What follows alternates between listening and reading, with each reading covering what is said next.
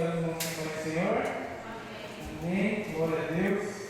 Mais um dia, essa oportunidade que Deus concede, podemos estar aqui, reunidos para aprender um pouco mais da palavra do Senhor, né, e crescer juntos, né?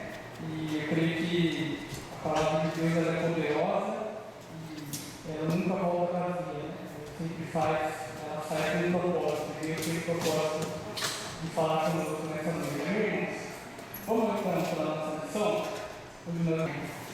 Lição número 12, nós vamos estar aprendendo hoje sobre o diácono, o diaconato, o ministério do diácono. Nosso textual se encontra ali em 1 Timóteo, capítulo 3, versículo 13, que diz assim: porque os que servirem bem como diáconos adquirirão para si uma boa posição e muita confiança na fé que há em Cristo Jesus. Nossa verdade prática diz assim: embora o diaconato seja um ministério específico, a diaconia é uma missão de todo crente.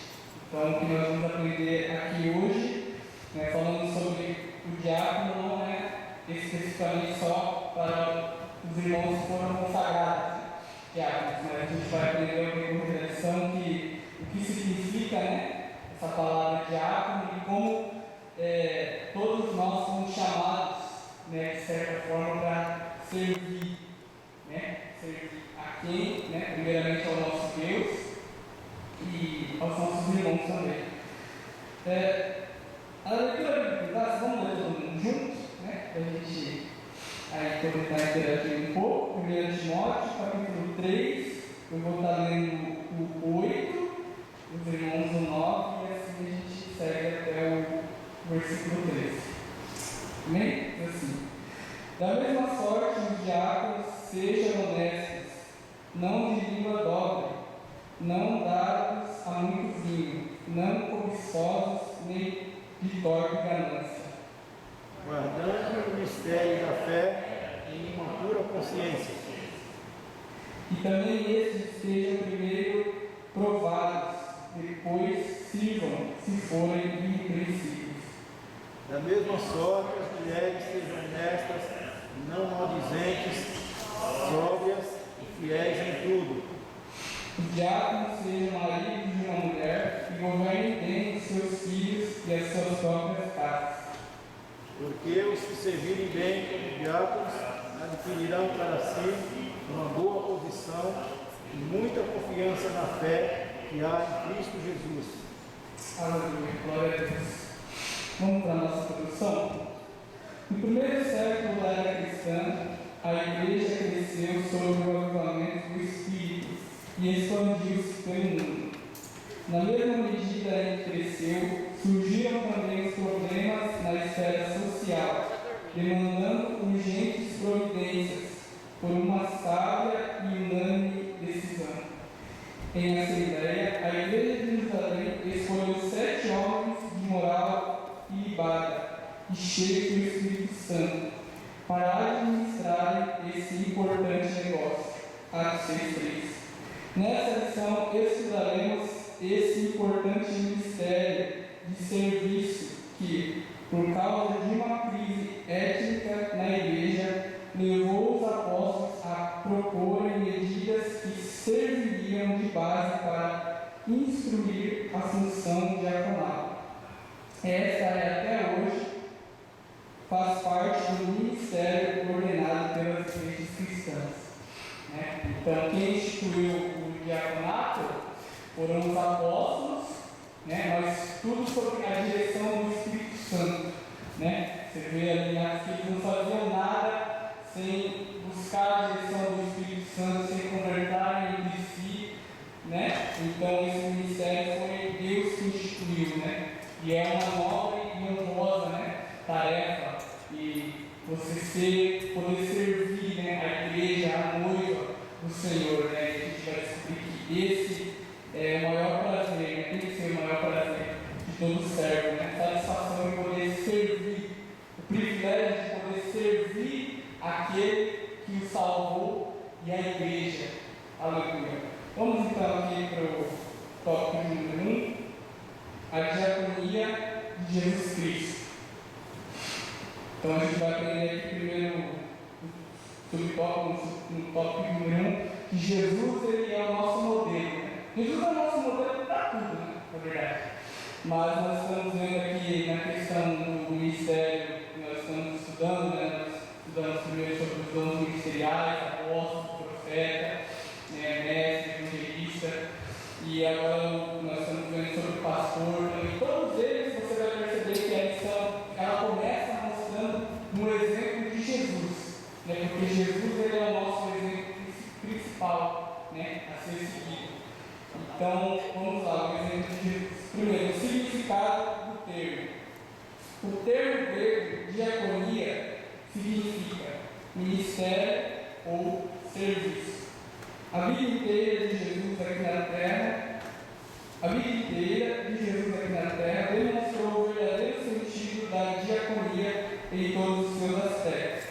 Na realidade, seu ministério terreno evidenciou o quanto ele foi apóstolo da nossa confissão. Hebreus 3:1. Profeta, Lucas 24:19. Evangelista, Lucas 4:18-19. Pastor, João 10:11. Mas principalmente diácono por excelência. E vamos estar editando o texto, eu gostaria que os irmãos pudessem ler a Bíblia em Mateus capítulo 20, não sou do editar, que vai falar sobre Jesus como o servo. Mateus capítulo 20.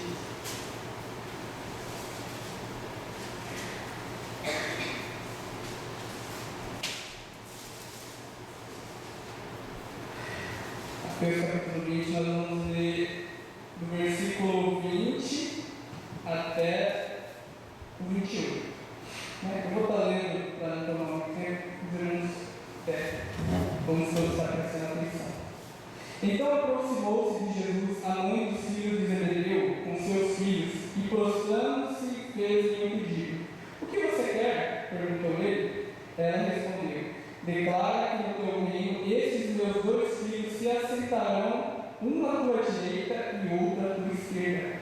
Disse-lhe Jesus: você não sabe o que estão pedindo. Podem vocês beber o cálice que eu vou beber?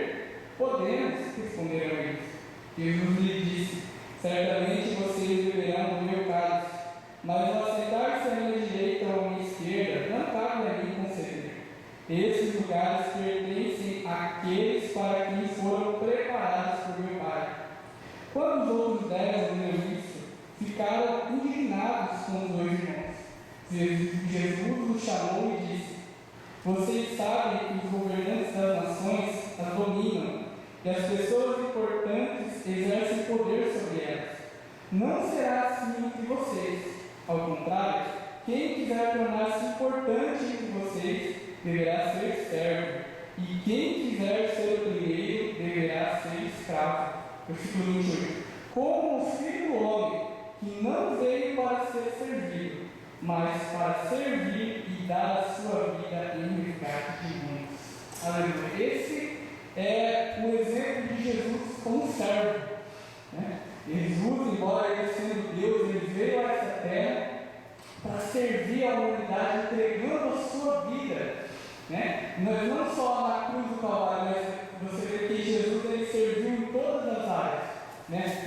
Ele se preocupava com o físico das pessoas, com a sua saúde mental, tudo. Jesus ele veio para servir. E nós também somos chamados para sermos discípulos de Jesus. E o discípulo ele quer, ele tem que seguir o exemplo do mestre. Nós somos chamados a sermos parecidos com Jesus, a seguir os passos de Jesus. Então nós também somos chamados para sermos servos, irmãos, como Jesus ele foi. Então, vamos dar continuidade. O apóstolo Paulo disse que Jesus, sendo em forma de Deus, não teve por usurpação ser igual a Deus, mas aniquilou-se a si mesmo, tomando forma de servo, fazendo-se semelhante aos homens. Segundo a Bíblia de Estudos da Palavra-Chave, a expressão tomando a forma de servo denota o sentido de uma condição humilde. Então, Jesus ele foi humilde. O servo que agrada a Deus, o servo que nós conhecemos, é um servo humilde. O servo que não se coloca acima das outras pessoas, mas ele também não se despreza, não se coloca abaixo. Ele sabe quem é, mas ele quer servir, como serviu o nosso Senhor. Subtópico número 2: serviço de escravo. Na véspera da crucificação, o Senhor Jesus reuniu os seus 12 discípulos para comer a última ceia. Tomando uma toalha e uma bacia com água, ele começou a lavar os pés dos discípulos, um a um. Não uma atitude mais comovente do nosso Senhor, como um relato de lavar os pés, demonstrando serviço, exemplo e humildade. A diaconia da toalha e da bacia é a convocação cristocêntrica para uma vida de serviço humilde. Vamos ler esse texto também, vamos ver aqui mais um exemplo de Jesus como servo. Vamos abrir as nossas Bíblias ali em João, capítulo 13. João, capítulo 13.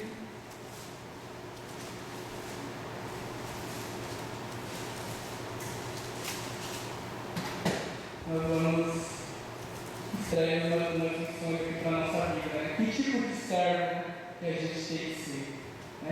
Qual que é o coração do servo que a gente tem que ter? Que Jesus tinha, e a gente também tem que ter. Jesus lava os pés dos seus discípulos. No versículo 1 aqui. Um pouco antes da festa da Páscoa, sabendo Jesus que havia chegado o tempo em que deixaria este mundo e iria ao Pai, tendo o amado os seus que estavam no mundo, amou-os até o fim. Estava sendo servido um jantar, e o diabo já havia induzido Judas Iscariotes, filho de Simão, a trair Jesus. Jesus sabia que o Pai havia colocado todas as coisas debaixo do seu poder, e que viera de Deus, e estava voltando para Deus. Assim, levantou-se da mesa e tirou sua capa, e colocou uma toalha em volta da sua cintura. Depois disso, derramou água numa bacia e começou a lavar os pés dos seus discípulos, enxugando-os com a toalha que estava em sua cintura. Aleluia. Então nós vemos aqui o episódio como Jesus ele vai lavar os pés dos discípulos. É interessante que Jesus ele é presciente, ele sabe de todas as coisas. A Bíblia fala aqui que Satanás, o diabo, ele já havia entrado em Judas. Jesus estava sentado ali com Jesus junto com os outros discípulos. E é lindo o que ele fala aqui no versículo 3, aqui, Jesus sabia que o Pai havia colocado todas as coisas debaixo do seu poder e que ele era de Deus e estava voltando para Deus. Ou seja, Jesus ele sabia quem ele era, Jesus sabia de onde ele tinha vindo e Jesus sabia para onde ele estava indo. E quando Jesus, sabendo disso, mesmo sabendo que aqueles discípulos o negariam, mesmo sabendo que Judas estava ali, já estava ali com Judas, ele pega e começa a lavar os pés dos discípulos. Esse é o tipo de servo que a gente tem que ser. A gente tem que, como Jesus, saber de onde Jesus nos tirou, saber quem nós somos em Jesus, saber que Jesus está conosco e para onde nós estamos indo. Porque Jesus ele poderia ali simplesmente, as pessoas olhando assim e falar, que isso? Ele é o mestre, está aí lavando os nossos pés. Que as pessoas, eu poderia pensar assim, o que eles vão pensar de mim, Eu vou perder minha autoridade sobre eles, Todo esse tipo de pensamento. Mas Jesus não, ele sabia quem ele era, ele não tinha medo da crítica das outras pessoas. Então o servo ele tem que ser assim como Jesus, não se importar com a opinião das críticas, Eu estou falando de crítica, aquela crítica que não é construtiva, Aquela crítica que é para desanimar, que é para, o que você está fazendo aí, servindo, Não, Jesus ele sabia de onde ele tinha vindo. Jesus sabia para quem ele estava servindo, quem ele estava servindo e para onde ele estava indo. Então nós temos que ter essa convicção, saber quem nós estamos servindo, para que nós estamos servindo, aonde nós estamos indo. Ah, por que você serve na igreja, né? Ah, isso aí é fazer boas obras, né? Enviar um pouco da consciência, não. Jesus sabia que ele estava servindo. Jesus sabia qual era a missão dele. E ele fazia aquilo por amor, né? Por amor às almas, por amor a Cristo. Então a primeira lição a gente aprende, né? Jesus sabia quem ele era, né? Fala de identidade e de onde veio e para onde iria, né? Certo? Ele sabia disso, ele tem que ter essa convicção. E no versículo 12 ao 17, do mesmo capítulo 13, diz assim: quando terminou de lavar os pés, Jesus tornou a vestir sua capa e voltou ao seu lugar. Então lhes perguntou: vocês entenderam o que lhes fiz? Vocês me chamam mestre e Senhor, e com razão, pois eu sou. Pois bem, se eu sendo Senhor e mestre de vocês, lavei os pés, vocês também devem lavar os pés uns dos outros.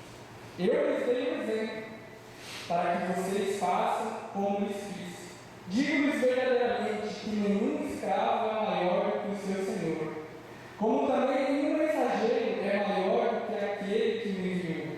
Agora que vocês sabem essas coisas, felizes serão se as praticarem. Aleluia! Jesus é seu mestre, Jesus é o mestre, né? E ele está falando que nenhum servo é maior que o seu mestre. Se Jesus serviu, né? Por que nós não queremos, muitas vezes, os grandes crentes, né, que não querem servir, né? E olha só, o que choca mais, irmãos, é o que ele diz no versículo 17, aqui, ó: agora que vocês sabem essas coisas, felizes serão se a praticarem. Olha só, Jesus está falando que nos servir, quando alguém se dispõe a servir no coração de Jesus, né, essa pessoa é feliz, né? Essa pessoa ela tem contentamento, há uma alegria no servir ao Senhor, que só vai ser encontrada, irmãos, quando a gente se colocar com o coração de servo igual de Jesus, não esperando o reconhecimento das pessoas, não esperando os aplausos, né? Não fazendo para se aparecer, não, mas por amor, né? Jesus fez por amor, e há uma felicidade, às vezes a gente não entende, né? Às vezes a gente acha que é o contrário, né? Quanto mais eu sou servido, né? Mas aí que eu vou encontrar a felicidade, a alegria e o contentamento. Mas Jesus diz ao contrário, ele diz: ó, quando vocês praticarem essas coisas, lavar os pés, né, servir, vocês serão felizes. Olha só, que loucura! Mas esse é um mistério, né? Esse é um mistério do Evangelho, esse é um mistério da graça, que nós somos chamados para servir. Todos nós somos chamados, né, para fazer alguma coisa. Deus colocou, né? Talvez não esteja claro para você agora, mas eu aprendi uma coisa que é na caminhada, né? Você foi chamado primeiro para estar com Jesus, para caminhar com Jesus.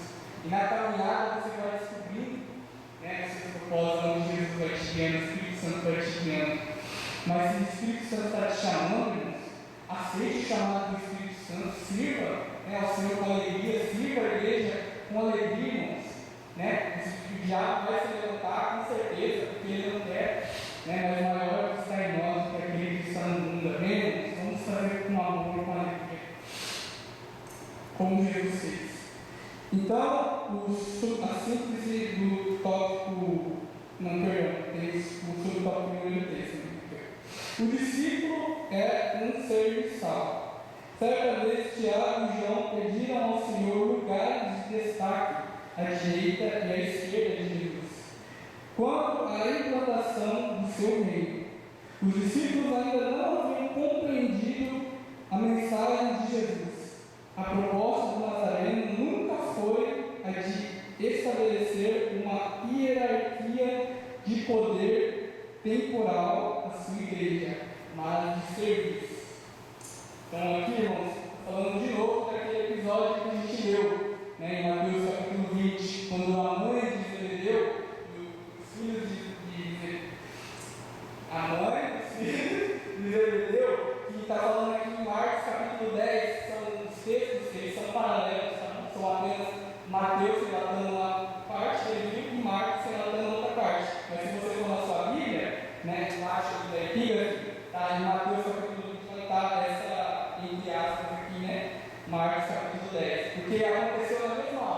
E é interessante que Marcos, ele fala que quem foi lá e chamou, pediu isso para Jesus, né, para que se assentasse à direita e à esquerda quando ele viesse no seu reino, foi o próprio Tiago e João, né? Mas Mateus disse que foi a mãe. Então, a gente aprende que na verdade foram os três, né? Porque aconteceu tudo na mesma hora. Então, os três mesmo, sei lá, pediu, ó, mas quer sentar, né, uma à sua direita e outra à sua esquerda. Né? Mas aqui está falando que Jesus, ele nunca teve a proposta de estabelecer hierarquia no poder temporal para a sua igreja. Ou seja, nunca foi o propósito de Jesus colocar assim, o pastor, presbítero, diácono, como se fosse uma hierarquia de poder, né? Como se assim dizer. Mas a lição está falando que é uma hierarquia de serviço. Ou seja, o pastor, ele acaba ficando lá embaixo. Por quê? Porque ele serve mais. Mas o que Jesus vai dizer no mesmo texto é que quem quer ser grande no reino dos céus, ele tem que ser aquele que serve mais. Né? Então, a hierarquia, na verdade, de serviço. Existe uma hierarquia, mas existe de serviço. Né? Que a gente acaba vendo, né? O pastor é o que serve mais. Né? O presbítero é auxiliando, o diácono auxiliando o presbítero e o pastor. Mas você vê que é uma hierarquia de serviço, né? Na verdade. Né? Mas aí a gente vê que a graça de Deus, porque um vai ajudando o outro, né? O diácono está aqui para ajudar, para ajudar o pastor, um ajudando o outro, e o nome do Senhor é glorificado. Conforme demonstra na sua resposta a eles, entre vós não será assim. Antes, qualquer que entre vós quiser ser grande, será vosso serviçal. Diáconos, e qualquer que entre vós quiser ser primeiro, será servo de todos. Porque o Filho do Homem não veio para ser servido, mas para servir e dar a sua vida em resgate de muitos. Então a gente às vezes julga, né? Tiago, nossa, ele chegou ali, né? Tiago não chega ali, tem a cara de Paulo de chegar na Jesus e falar para sentar à direita e à esquerda, né? Meu Deus, só de estar no céu com Jesus eu já não sei demais. Mas às vezes, se a gente analisar a nossa vida, né, irmãos? Às vezes, quem não tem, né? Às vezes aquele sentimento de querer aparecer, querer ter os holofotes, né? Parecer um pouquinho ser reconhecido ali, né? Destaque. Seu Instagram ali está cheio de seguidor, né? Cheio de inscritos no canal, tudo. Mas às vezes tem esse sentimento, né? Mas Jesus, ele quebra, né, tudo isso, ele fala não, né? Aquele que quer ser grande é aquele que tem que servir mais e não esperar essas coisas, né? Porque ele estava esperando, tinha um pouquinho ali, né, de reconhecimento, né? Estou aqui, estou do ladinho aqui, ó, esquerdo aqui, ó. Vocês acham, né? Com certeza, mas Jesus ele já quebra de tudo isso e esse ensinamento fica para nós até hoje, seguindo o exemplo de Jesus. Amém? Todo compreendido, irmãos? Até aqui? Uma dúvida? Síntese tópico 1, a diaconia de Jesus Cristo está centralizada na disponibilidade em servir o próximo. Né? Servir o próximo. Né? Jesus disse, né? Quando você der o pão, né? Você der um pouco de água, né? Quando você der uma veste para seu próximo, né? Você está servindo a mim, né? Nós estamos servindo a igreja, estamos servindo ao Senhor. Então, servir a Jesus é, na verdade, servir o próximo. A instituição dos diáconos, vamos lá. Tópico número 1, o conceito da função. A palavra diácono, do grego diáconos, segundo o dicionário Vine, refere-se àquele que presta trabalhos voluntários, aludindo aos exemplos dos criados domésticos, né, dos tempos do Novo Testamento, né, aludindo, né, comparando, né, porque naquela época era comum, né, nas casas ali sempre ter o servo, né, aquele que servia, né, a casa, o patrão, assim, tudo era muito comum naquela época, né, porque, então Jesus, o diácono, nessa palavra, ele faz essa comparação com isso, né, com o servo, né, que serve ali na casa. O termo destaca em especial a função de mestre ou de pastor cristão, entrelaçando o sentido técnico do diácono ou diaconisa. Outra palavra grega relacionada a diácono é doulos. Esta refere-se a um servo ou um escravo. Portanto, a ideia preponderante que a função do diácono remonta é a de serviço voluntário prestado pelo ministro, o servo ou assistente para alguém. Então a palavra diácono, né, vem do grego diáconos, né, ou doulos, que basicamente significa servo. Né? Tem ali a palavra na verdade servo no grego, tem acho que uns 13, né, significados. Assim, né? Então eu não estou tentando, né, porque é o tema da aula, eu domino muito e também a gente vai perder tempo, mas basicamente tudo se resume a servo. Né? Quando o diácono, ele fala que diácono quer dizer servo. E engloba tudo, né? Tanto o pastor, tanto o mestre que está ensinando, tanto o diácono que está ali na porta servindo, tanto qualquer pessoa, né, que presta serviço, né, que é a função de prestar o serviço, ela se engloba nisso, né? Nessa palavra, certo? Diácono. A origem do diaconato, então como surgiu? A bênção, problema e reivindicação são palavras-chave para o advento do ministério formal dos diáconos em Novo Testamento. A bênção foi o extraordinário crescimento da igreja local em Jerusalém. A questão étnica causada pela situação social de muitos que aceitavam a fé, especialmente envolvendo viúvas judaicas de fala hebraica e as de fala grega. Era o problema. A reivindicação pode ser vista na manifestação verbal dessas viúvas, que, sentindo-se injustiçadas pelo que elas interpretaram ser uma forma de discriminação dos líderes da igreja de Jerusalém, cobraram suas assistências.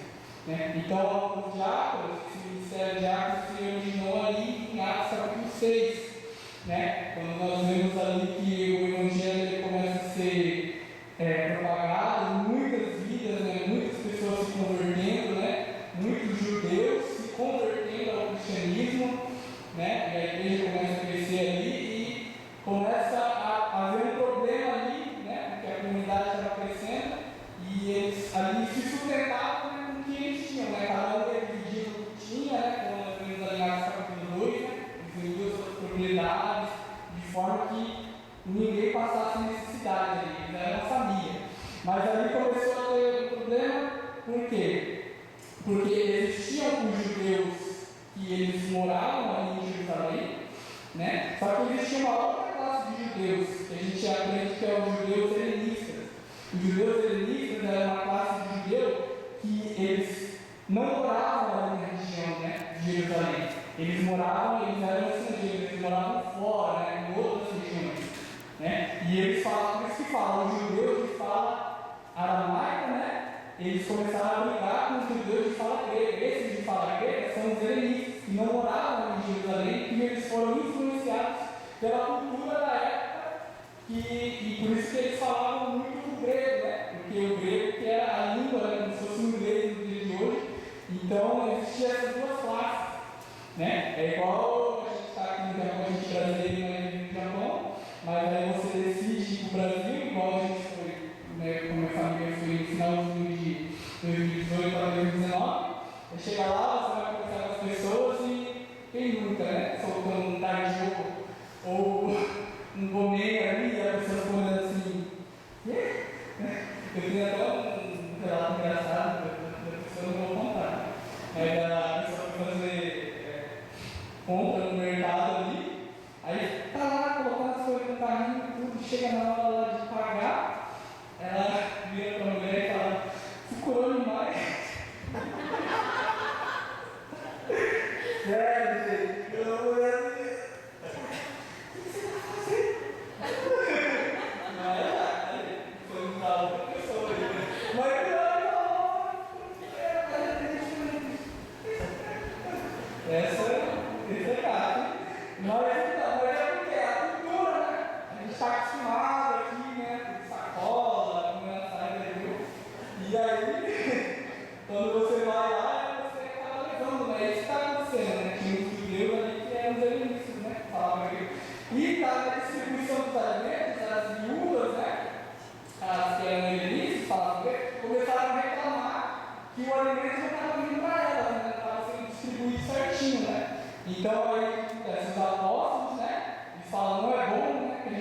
deixa o ministério da palavra, da pregação, né?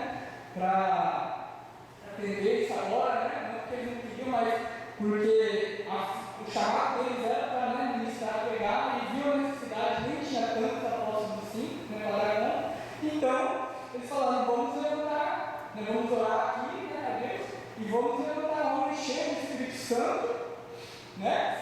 De sabedoria, ter boa reputação. Então aí foi levantado os diáconos, né? Nós vamos aprender aqui mais pra frente, né? No perfil de diácono, que não era qualquer um, né? Não era só, eu quero, né? Ajudar, assim, tudo. Ou não era só pessoal forte, assim, ou você é forte, né? Cara, ser diácono, não, né? Tinha um crivo, né? Tudo, mas foi ali que deu início, né? O ministério de diácono. O subtópico número 3, a escolha dos diáconos. Para resolver o impasse, orando e impondo-lhe as mãos, os apóstolos separaram 7 irmãos de boa reputação, cheios do Espírito Santo e de sabedoria, para administrar uma questão ética e social. Foi uma decisão de caráter pacificador e de muito bom senso para a igreja não se perder em permanentes desentendimentos. O objetivo era estimular a resolver a questão e reconhecendo o caminho equivocado antes aderido pelos líderes até aquele momento. Assim, eles puderam executar as mudanças necessárias e resolveram uma questão que poderia trazer sérios problemas para a igreja de Jerusalém, né? Então, os diáconos eles foram levantados para isso, né? Para atender aquela necessidade. Vamos ver aqui para frente que hoje, né, o serviço diaconal hoje ele abrange, né, muito mais do que isso, né? Mas a gente vê aqui que o propósito, né, do diácono levantado, né, o superador, é para manter a ordem, né? Manter a ordem na igreja, né? Não haja injustiça, assim, né? Manter a ordem no sentido das questões sociais mesmo, né? Questões sociais, né? Questão de organização, esse tipo de questão, né? O diácono está ali para ajudar, né? O pastor e o presbítero. Então vamos lá. O simples do tópico número 2, o livro dos Atos dos Apóstolos, no capítulo 6, descreve a instituição do ministério de diácono. Tem aqui da Jordan? Tudo bem? Tudo bem? Então vamos agora para o perfil, né? Que a gente vai focar mais. Vai prestar atenção aí comigo. O perfil e missão do diácono. As qualidades do diácono. As qualificações dos diáconos descrita no livro de Atos e na primeira carta a Timóteo revelam que em nada elas diferem da atribuição ética exigida aos bispos, 1 Timóteo e Tito. Então, basicamente, está falando que existem duas listas, né, na Bíblia, se te conta, de qual que deve ser a qualificação do diácono, né? Qual que deve ser o critério, né, para uma pessoa ser separada de diácono. E nós vemos que é ali, em Atos, capítulo 6, que eu li, que ele devia ser boa reputação, né, cheio do Espírito Santo e sabedoria, e tem outra, em 1 Timóteo 3,8, né, que é o que a gente leu aqui na leitura bíblica em classe. Então a lição está querendo destacar aqui que essas duas, elas não se contradizem, tá bom? Elas são duas listas em dois lugares diferentes da Bíblia, porém elas não se contradizem uma com a outra, né? Elas se complementam ali. Então a gente pode ver que está ali, nessas duas, né? A qualificação do diácono. E essas qualificações, elas são separadas em 3 classes, né? O caráter moral, o caráter espiritual e o caráter familiar, né? Então, na Bíblia não está em ordem, mas a lição ela deixa bem, né, ordenada, que bem separada para a gente poder compreender melhor. Então, vamos lá. O caráter moral está ali em 1 Timóteo 3,8. Os irmãos vão ver a Bíblia? A gente acompanha juntos? 1 Timóteo 3, 8. Vai falar sobre o caráter moral. Vamos lá.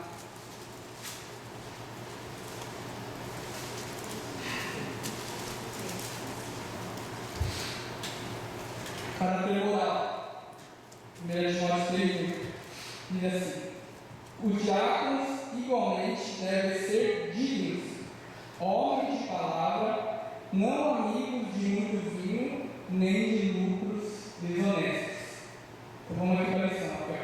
Os diáconos devem ser pessoas, primeiro, honradas, dignas, corretas e de bom testemunho. Né? Então, essa é a primeira qualificação do diácono. Ele tem que ser uma pessoa de bom testemunho, né? Que é um exemplo, né, de cristão. Né? Não é que ele é perfeito, não é que é um cristão perfeito, que não está errado, que não está falha, que não é semana, não. Mas é um cristão que ele serve de exemplo como alguém que realmente é de verdade, que ele ama Jesus de verdade, né? Ele quer viver em santidade de verdade, né? Ele não é um fake, ele é de verdade, né? Ele é bom, dá bom testemunho, né? Ele é aquele que não é perfeito, mas persevera, né? Ele é exemplo, como Paulo diz a Timóteo, ser exemplo, né, para os irmãos ali. Então, o diácono ele tem que ser isso, né? Ele tem que ser uma pessoa de bom testemunho. E 2 é aqui, ó, integridade, né? Dignas, corretas e íntegras. Integridade está falando de ser inteiro, né? Integridade está falando de ser inteiro, ou seja, a pessoa ela tem que realmente, se ela se diz cristã, né, ela tem que ser cristã assumida de verdade, tá? Não pode ser uma coisa aqui dentro e lá fora é totalmente outra coisa. Tem que ser cristã dentro, mas a vida lá fora é totalmente diferente, né? Ou é meio cristão, né? Não, eu sou servo, eu sou crente, mas, né, ainda não tem coisa ali que eu não deixo muito a Bíblia, não concordo muito com a palavra de Deus, né? Eu não deixo muito Deus tocar nessa área aqui minha, não. Se você é crente, né? Igual comigo, né? É crente por inteiro, é crente para valer, né? Então o diácono ele tem que ser íntegro, né? Fala integridade, ser íntegro, né? Aqui ele é 100%, na casa dele ele é 100%, né? Ele não é um camaleão que se adapta falando que não, ele é crente em todos os lugares, né? E ele, com ele se propõe a ser assim. E terceiro aqui, ó, não pode haver língua dobre. O que quer dizer essa palavra, língua dobre? Neles, isto é, a sua palavra deve ser sim, sim e não, não. Então o diácono tem que ser honesto, porque é uma pessoa honesta, uma pessoa verdadeira, né? É uma pessoa que cumpre o que ela fala, né? Se ela falou que vai devolver, ela devolve, né? Se ela falou que vai pagar, ela paga, mas se ela prometeu, ela cumpre, né? Essa é uma pessoa honesta, uma pessoa verdadeira, né? Uma pessoa que não procura ser ali, né, verdadeira em tudo que ela faz, então automaticamente ela é digna de confiança, né? É digna de confiança. Você não confia em quem você vê que, né, não cumpre, não fala que vai fazer, não faz, fala que não devolve, né? Mas o diácono tem que ser honesto e digno de confiança. E o quarto é a ganância. A ganância não por dinheiro tem de passar longe da sua vida, pois sua função é exatamente a de executar trabalho administrativos da igreja local, como auxiliar nas tarefas do culto e acompanhar as viúvas e os pobres da igreja. Então, outra característica moral do diácono é que ele não pode ser ganancioso, ele não pode ser apegado ali ao dinheiro. E eu lembro que quando eu fui separado com o imperador, né, eles mandaram em casa um formulário, né, para me preencher, e quando eu fui na igreja 7, sentou eu, e aí sentou o pastor Sérgio Cunha, mais um pastor que me esqueci o nome agora. E lá, uma das questões que era perguntado era qual que é a sua visão em relação a dízimos e ofertas, né? Qual que é a sua visão, como você vê? E aí, né, a gente escreveu e a gente ali conversou um pouquinho a respeito disso, né? Porque o ministério tem esse crivo, porque a verdade é, irmãos, que o dízimo e ofertas é bíblico, né? É bíblico, é palavra de Deus, é para os dias de hoje, né? E se uma pessoa ela tem dificuldade nessa área, não tem como não dizer que essa pessoa ela não está ainda, né, apegada ao dinheiro.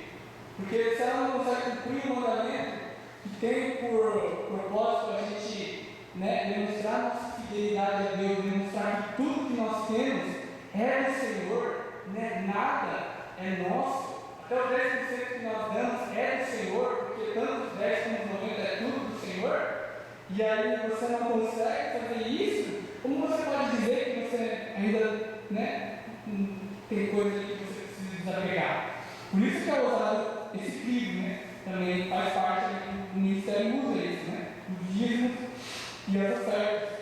Então o diácono não pode ser apegado, né? Não pode ser assim, não pode ser apegado às coisas dessa terra. Tem que ser, né, uma pessoa generosa, que entende que tudo que ele tem não é dele, é do Senhor. Amém? Então, o caráter, agora a gente já viu o caráter moral, vamos agora para o caráter espiritual. Em 1 Timóteo 3, 9 e 10. 9 e 10 diz assim: devem apegar-se ao mistério da fé com consciência limpa. Devem ser primeiramente experimentados, depois de não haver nada contra eles que atuem como diáconos. Então, aqui o caráter espiritual. O diácono ter a plena convicção do que é ter no Evangelho. Então, o diácono guarda a revelação de Deus que está em Cristo Jesus, nosso Senhor. Então, caráter espiritual. O diácono ele precisa ser convicto, ou seja, ele precisa ter convicção daquilo que ele crê. Por que você, né, crê em Jesus?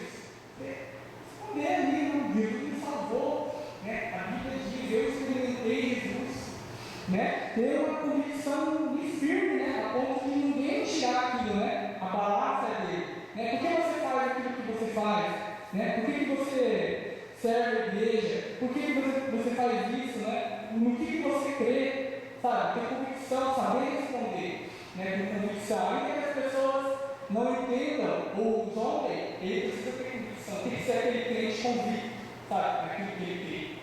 E às vezes a gente acha que é coisa assim, nossa, mas todo mundo, né, tem que saber, tem que ser convicto, né? Mas às vezes você vê pessoas que não têm convicção, elas se dizem que são cristãos, né, mas não têm convicção naquilo que elas creem, né? E isso é demonstrado na hora em que elas são questionadas, na hora que elas são, né? Eu não estou falando de você saber responder todas as perguntas que fizerem, não, mas você saber responder o porquê que você crê em Jesus, por que você serve a Jesus, por que você ama Jesus, por que você crê que Jesus ele está vivo e ele vai voltar, né? Ter convicção, né, em Jesus, da fé que você tem, e ser inteiro. Por isso, a liderança e a igreja local devem avaliar o candidato ao diaconato, levando em conta o seu caráter moral e espiritual. Ou seja, o diácono, ele não se levanta, ele não é consagrado por si só, né? Eu consagro o diácono. Não. Nós vemos que a liderança da igreja precisa ver isso, né? Ela precisa analisar isso, e a própria igreja, ela tem que reconhecer, né, o ministério. Por isso que sempre quando a gente tem a separação de obreiro, a gente já, o pastor Haroldo, né, o pastor Evaldo sempre fala, né? Nós estamos consagrando aqui, né, no ano de tal, mas nós estamos apenas reconhecendo o ministério que ele já tem, né, executado na igreja. Então a liderança apenas reconhece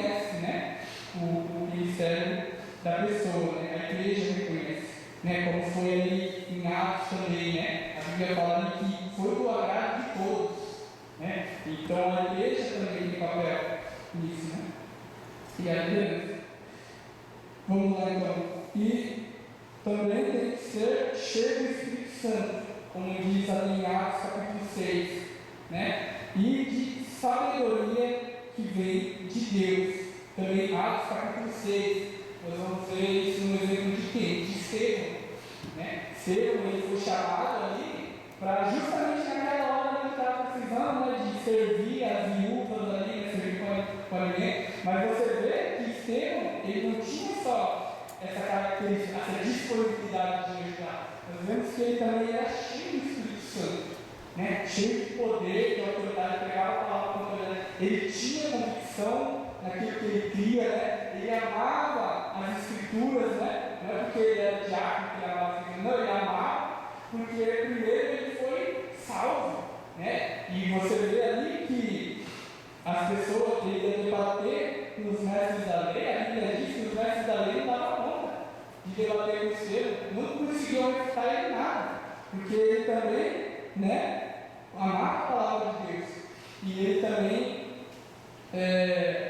muitos milagres, maravilhas eram feitos, né, através dele. Não estou falando que você tem que, igual eu disse, né, ter tudo isso para você ser, né, chamado de diácono, mas você vê que faz parte do caráter do diácono, né? Para ele também ser chamado, né? Ser cheio do Espírito Santo, né? Ter convicção e ser cheio de sabedoria, né? Amar a palavra de Deus. Terceiro, caráter familiar. Não tem aqui na lição, mas eu separei um texto que é ali em Timóteo, 1 Timóteo 3, 12, que diz assim: o diácono deve ser marido de uma só mulher e governar bem seus filhos e a sua própria casa. Então ele também tem que ter o testemunho em casa, né? Testemunho na família, né? A esposa tem que dar testemunho dele, os filhos têm que dar testemunho, né? Ele deve amar a sua esposa, né? Como Paulo ensina em Efésios capítulo 5, né? Amar a esposa como Cristo amou a igreja. E os filhos ter o respeito dos filhos, né? Não é que os filhos deles, né, eles têm que ser perfeitos ali, ou que não possam, assim, porque às vezes né, pai é uma bênção, mas às vezes o filho, né, não quer saber nada. Mas aqui não está falando disso, porque a salvação é individual, né? O pai pode orientar, mas a salvação não é ele que salva o filho, é Deus, né? É a decisão da própria pessoa. Vai ser individual. Só que está falando do respeito, né? E como você adquire respeito? Respeitando. Respeite e você também será respeitado. Porque tem às vezes pai que não traz o filho com respeito, né? A gente já vi, né? Eu sei falar, meu Deus, eu tenho certeza que se fosse de fora ele não faria o que ele fez, né, com o filho. Então, respeito, né? Pai que respeita, ele também vai ser respeitado. Então, isso tem que ter, né? O respeito para os filhos. A Bíblia vai falar, não provoqueis, né? A ira, pai, não provoqueis a ira dos vossos filhos, né? Então, ele tem que saber como lidar com a família dele da palavra, né? Esse é o caráter do diácono também. Então, essas são as qualificações para o diácono. Subtópico número 2, a função dos diáconos em Atos 6. Quando foram instituídos diáconos, 7 homens de fala grega foram separados para assistir. Esse aqui está assistindo, mas eu acredito que é assistenciar, né? Porque ele digitado errado. Assistenciar socialmente as viúvas, tanto as de fala hebraica como as de fala grega. Os diáconos não podiam permitir que houvesse injustiça de caráter social na igreja do primeiro século. A função do diácono era fundamentalmente de caráter social, do que eu te falei, as demandas sociais da igreja, o diácono está ali para ajudar. E a função dos diáconos hoje? Atualmente a função primordial do diácono é auxiliar a igreja local, através das orientações do seu pastor em atividades ligadas a visitar os enfermos, os necessitados e os desviados, bem como cuidar das tarefas espirituais ligadas ao culto como a distribuir os elementos da ceia do Senhor, recolher as contribuições para a manutenção da igreja local, dízimos e ofertas, e auxiliar na ordem e na segurança da liturgia do culto, bem como de outras tarefas já mencionadas. E é o que, graças a Deus, né, a gente vê, né, os diáconos, aí, os irmãos de Deus, né, o corpo de ovelha fazendo, né, na questão que é social, né, da liturgia, do culto, né, da distribuição, tudo, né, ouvindo a distribuição do pastor, como era feito também ali, a gente vê em Atos capítulo 6. Porém, aqui ó, tem uma parte da lição, que eu vou ler também, porque os diáconos servem nas diversas atividades da igreja. Eles cooperam como porteiros e recepcionistas na ordem do culto e na distribuição dos endereços da ceia do Senhor. As suas atividades, porém, não são restritas a isso. Eles também cooperam como professores e superintendentes ou dirigentes de escola dominical, líderes de jovens e adolescentes, atuando também em diversos outros trabalhos nas igrejas, desde autorizados por seus superiores. São varões de boa reputação, cheios do Espírito Santo, de sabedoria. Essa parte que está, não sei se tem na revista dos irmãos, mas na revista do professor tem. Conheça mais. Então, já aumenta mais coisa, né? Para cuidar do pai. Então, é aquilo que Jesus disse, né? Ali eu não me lembro agora o capítulo e o versículo em si, mas ele diz que nós somos chamados para toda boa obra, né? Então, o diácono ele é chamado para isso, para toda boa obra, não é só o serviço braçal, mas aquilo que o dirigente dele vê, que ele tem capacidade de fazer, ele também é chamado para aquilo, né? Claro, tem questões de doutrinas e de pastoreio, que aí é só a questão com o pastor e o né? Mas, fora isso, o diácono ele é chamado para toda boa obra. Só que é lindo que nesse texto não fala só, não está específico ali, o diácono, né? O presbítero ou o pastor. Não, ele diz que todos nós somos chamados para toda boa obra. Que Deus, ele já tinha predeterminado, né? Preparado para nós, o que isso vai dizer. Então, todos nós, de certa forma, somos diáconos, somos servos do Senhor, né? E aí, como eu disse, né? Jesus disse, se vocês fizerem isso, vocês serão felizes, né? Então, vamos servir ao Senhor com alegria naquilo que Deus ele entregou a você para fazer. Deus ele entregou para você um talento, né? Deus entregou para você, tem um chamado. Né? Talvez não seja aquilo que você está pensando agora, mas é na caminhada, né? É na caminhada, irmãos, que Jesus vai nos ensinando.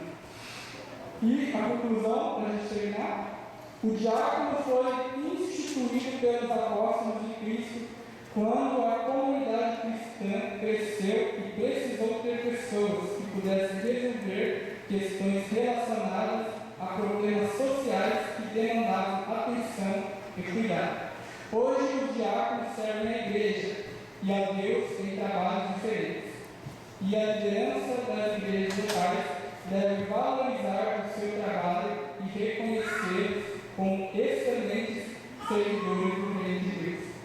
Pois, no sentido lato, ou no sentido geral, todos somos diáconos da igreja de Deus. Amém, irmãos? Todos nós somos chamados para servir, isso é bom, porque Jesus disse que se vocês fizerem isso, né, vocês praticarem isso, quem fez afinal os seus discípulos, vocês serão felizes. Como um dia, né, alguém veio e se gastou tempo ali, gastou sua vida para nos servir, nós estamos aqui, né, também nós vamos servir na igreja e aqueles que entrarem por aquelas portas. Isso é uma honra para todos nós. Então, Deus abençoe os irmãos em nome de Jesus, e aquilo que eu não pude passar, que o Espírito Santo possa estar ministrando a cada coração, né? Vamos fazer como o Salmo de número 6, né? Vamos servir ao Senhor com alegria. Amém? Eu também sou em nome de Jesus, eu retorno a atenção.